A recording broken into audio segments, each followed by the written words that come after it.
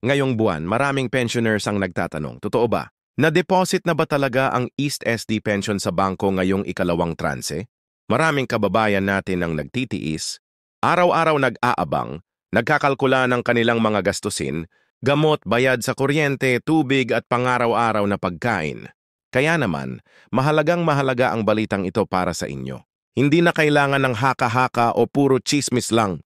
Dito ilalabas natin ang verified na impormasyon mula mismo sa alam natin. Kung gaano kahalaga ang bawat sentimo para sa mga pensioners lalo na kung umaasa kayo rito buwan-buwan. At ngayong dalawa tranche may malaking pagbabago na kailangang malaman ng lahat. May shocking update na inilabas mismo ng ahensya. Ang update na ito ay hindi basta simpleng dagdag lang sa pensyon. May kasamang detalyeng makakaapekto sa petsa ng pag-release, kung paano nyo makukuha ang pera at kung may bagong proseso ba para sa pag-claim. Maraming pensioners ang nagtataka kung automatic bang papasok ang pera sa kanilang o kailangan pa bang pumunta sa opisina. Kaya sa video na ito malinaw naming ipapaliwanag lahat ng iyon. Bukod pa rito, may nilabas na Table of Releases ang AIS kung saan nakalista kung aling mga batch ng pensioners ang na-deposit na at kung sino pa ang susunod na makakatanggap. Hindi lahat sabay-sabay na pinapasok ang pensyon. May schedule po ito depende sa kategorya ng membership at last digit ng EIT number ninyo. Kaya kung ayaw ninyong mahuli o mamiss ang tamang impormasyon, makinig po kayo hanggang dulo.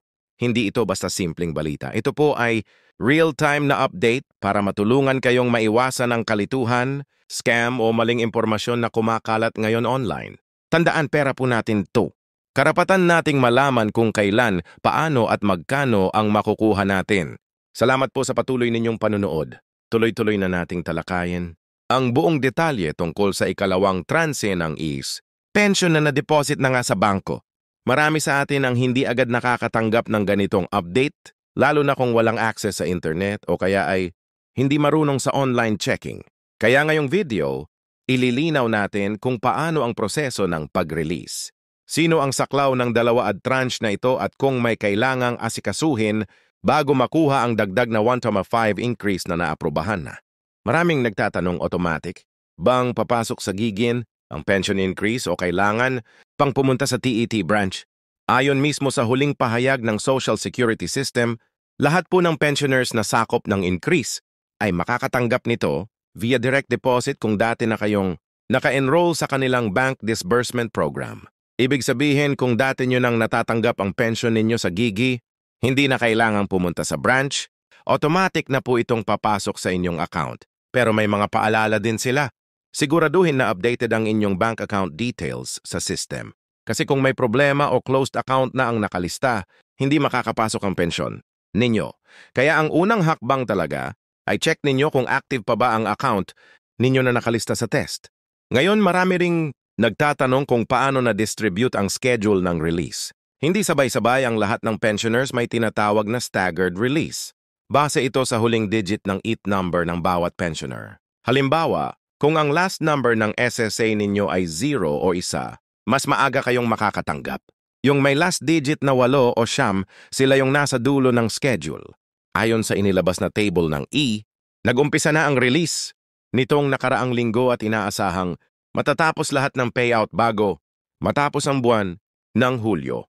Kaya kung ngayon pa lang kayo nag-check at wala pa sa inyong exempt, wag muna kayong magpanik. Mainam na hintayin ang inyong turn ayon sa last digit ng inyong EAS number. Isa pa pong tanong ng marami, bakit may mga kasabay kong pensioner na natanggap na nila ako wala pa? Ang paliwanag diyan ay dahil sa batch processing ng mga bangko. Kahit na pareho kayong may last digit, depende pa rin sa bangko kung kailan nila ipapasok sa account ninyo. May mga bangko na mabilis mag-process, may ibang medyo delayed. Lalo na kung tumama sa weekend or holiday, nagkakaroon talaga ng kaunting pagkaantala. Pero ayon sa TSESE, hanggat walang mali sa bank account details at walang outstanding issue sa membership ninyo, makakatanggap po kayo ng pension increase. Marami din pong nagtatanong kung lahat ba ng pensioners ay saklaw ng 125 increase. Ang malinaw na sagot, hindi po lahat. Ang increase na ito ay para sa mga regular pensioners under the retirement, disability at death benefit programs ng EF. Kung kayo po ay kabilang sa Flexi Fund o Voluntary Provident Fund programs, hindi po kayo kabilang sa increase na ito. Isa pa, kung bago pa lang kayo nag-umpisang tumanggap ng pensyon, Halimbawa nitong buwan lang, maaaring hindi pa saklaw ang inyong account ng adjustment dahil ang increase na ito ay para sa mga accounts na active before certain cut-off date na itinakda ng E. Kaya kung hindi ninyo pa rin natatanggap matapos ang buwan na ito, mas mabuting makipag-ugnayan na sa pinakamalapit na branch. Isa pang mahalagang detalye, kung kayo po ay may pension loan, dapat ninyong malaman na ang increase na matatanggap ninyo ay hindi otomatikong ibabawas sa inyong loan repayment. Ibig sabihin, buo pa rin ninyong matatanggap ang 125 increase kahit may existing loan. Ngunit pagkatapos nitong throw, may posibilidad na i-recompute ng E ang inyong monthly pension para sa mga succeeding months kung saan mag-a-apply ang loan amortization. Kaya mahalaga ring bantayan ang inyong monthly pension slips kung nag-a-avail kayo ng pension loan program. Isa pang concern ng marami nating kababayan ay ang mga pensioners na nasa probinsya o malalayong lugar na walang malalapit na bangko. Paano sila makaka-access ng kanilang pension? Ayon sa TESC, meron pong ongoing partnership sa ilang remittance centers at accredited payment centers sa mga remote areas para masigurong maihahatid ang pensyon. Kaya kung walang bangko sa inyong lugar, mainam na alamin sa inyong lokal na munisipyo kung alin sa mga payment centers ang accredited ng E. Huwag po tayong basta-basta magtitiwala sa sino mang nagsasabing pwede silang kumuha ng pension ninyo on your behalf. Dahil ang AFE ay nagbabala na rin laban sa mga scammers at fixers na nag-aalok ng ganitong serbisyo. Tandaan, hindi kailanman hihingi ng processing fee o service charge ang ESO para lang makuha ninyo ang inyong pensyon. Bukod dito, napakahalaga ring tandaan na may mga bagong patakaran ang istungkol sa Annual Confirmation of Pensioners o kung dati-rati ay exempted ang mga local pensioners sa pagsumit ng ACO, ngayon ay hinihikayat muli ang lahat na mag-update ng kanilang status annually para maiwasan ang pagka-hold ng kanilang pensyon.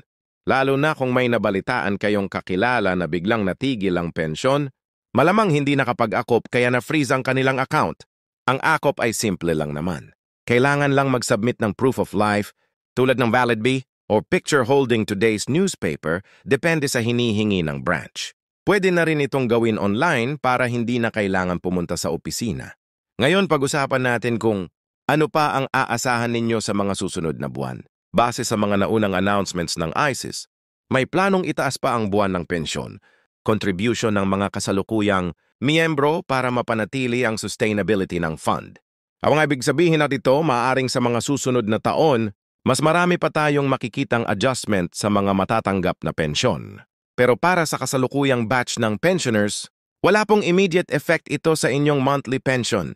Ang increase na 1,5 ay bahagi ng tinatawag na Pension Adjustment Program na nilagdaan noon pang 2 at 24 at ngayon pa lang na-implement ng buo. Kaya kung may naririnig kayong balita tungkol sa bagong contribution rates, huwag kayong malito. Iba po iyon para sa active contributors, hindi sa pensioners. Isa pa pong madalas itanong, paano kung may reklamo ako o may discrepancy sa pension ko? Ang payo ng is gamitin ang kanilang online channels bago pumunta sa physical branch. Dahil sa dami ng inquiries, mas mabilis ang pag-process kung gagamit kayong e-portal or official Facebook page ng I. Pero kung hindi talaga maayos online, pwede kayong pumunta mismo sa T-branch lalo na kung may dala kayong complete documents gaya ng valid V, UMID card at bank passbook a card kung saan nakadeposit ang pension. At siyempre kung kayo po ay nakakatanggap ng pensyon para sa ibang beneficiary, halimbawa widow's pension or dependent pension, dapat ninyong siguraduhin na updated ang inyong status sa test records. Kung may nagbago sa civil status or beneficiary information, kailangang agad itong ipaalam sa para maiwasan ang suspension ng pension payments. Hindi rin po basta-basta namamana ang ESST pension kung sakaling pumanaw ang pensioner. May specific process po ito na kailangan sundin ng mga legal beneficiaries. Kaya importante ring alamin ang mga patakarang iyon para hindi maipit ang anumang benefit na dapat makuha ng pamilya. Kaya mga kababayan, sana po malinaw na sa inyo ngayon ang buong proseso, petsa at mga paalala tungkol sa 2D tranche ng ET pension release.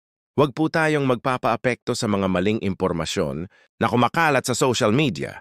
Mas mainam na i-double check ang inyong account, balance tuwing matatanggap ninyo ang pensyon. At kung may kakaiba o kulang agad pong ipaalam sa ang pensyon po ay hindi basta-basta tulong lang ng gobyerno. Ito po ay karapatan ninyo bilang naghulog noon ang inyong e-contributions. Kaya dapat lamang nabantayan natin itong mabuti, alagaan, at siguraduhing makuha natin ng buo ang nararapat para sa atin. Kung may mga tanong pa kayo na hindi nasagot sa video na ito, huwag mahiyang mag-comment sa baba para masagot natin sa susunod na update. Lagi po tayong magtatapos sa isang paalala. Ang tunay na impormasyon ay laging mas mahalaga kaysa sa mabilis na balita na walang katiyakan. Maraming salamat po at sana ay makatulong sa inyong pang-araw-araw na buhay ang ating napag-usapan ngayon. Yeah!